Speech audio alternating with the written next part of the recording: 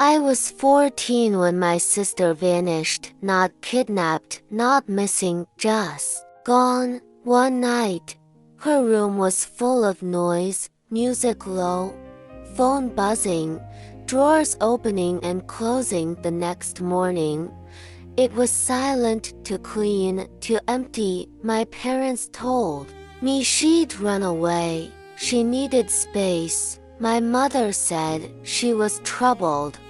My father added that explanation followed me for years, but it never felt right. My sister, Emily, wasn't reckless, she wasn't wild. She was careful in a way only someone afraid of disappointing others can be, and she loved me. She would have said goodbye the night she disappeared.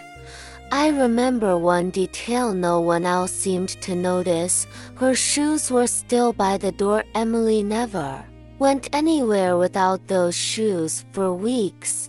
I asked questions. My parents shut them down. Stop digging. My father said, "You're making this harder than it needs to be." That sentence stayed with me, because nothing about losing your daughter should be easy.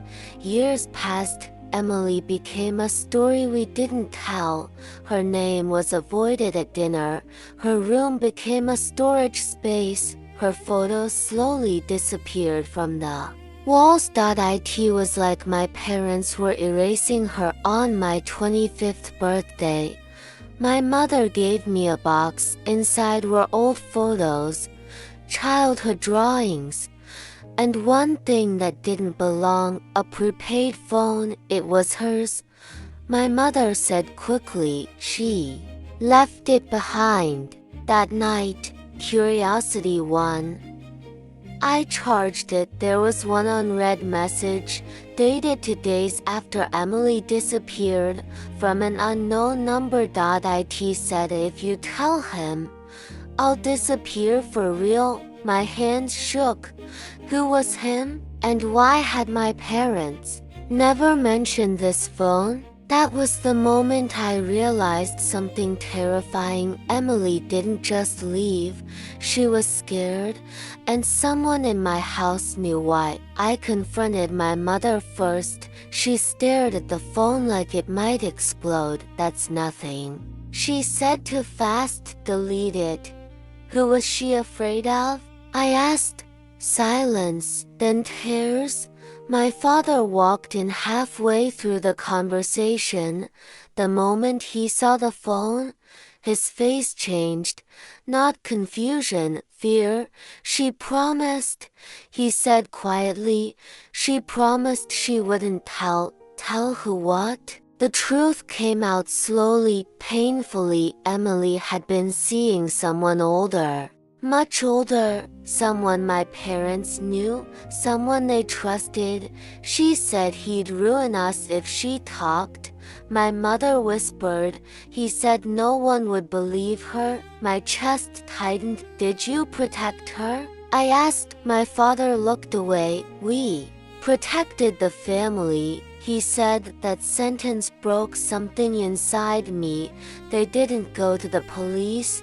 They didn't confront him.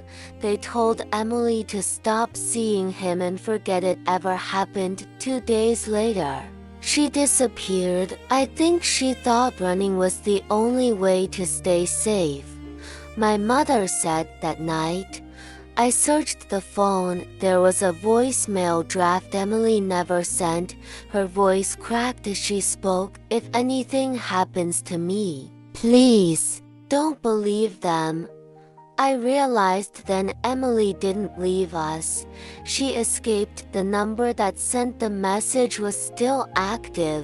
I called it. She answered. "I knew you'd find the phone eventually," Emily said. She was alive, living under a different name, different state, different life. She told me everything, how she waited years before trusting anyone again, how she watched our family from afar, how she never stopped missing me. "I didn't want you dragged into it," she said. "They already failed me. I didn't want them feeling you too. I asked her the question I'd carried for a decade, why didn't you come back? Because coming back meant pretending it never happened, she said, and I couldn't survive that. We met months later. She looked older, stronger, calmer, scarred. But standing, my parents don't know where she is. That was her choice. I still speak to them, but our relationship changed because love without protection isn't love. It's convenience. Emily and I talk every week now. We're rebuilding something that was stolen from us, and I learned something important. Families don't break because of the truth, they break because of the lies told to protect comfort. Thanks for watching. Subscribe for more videos.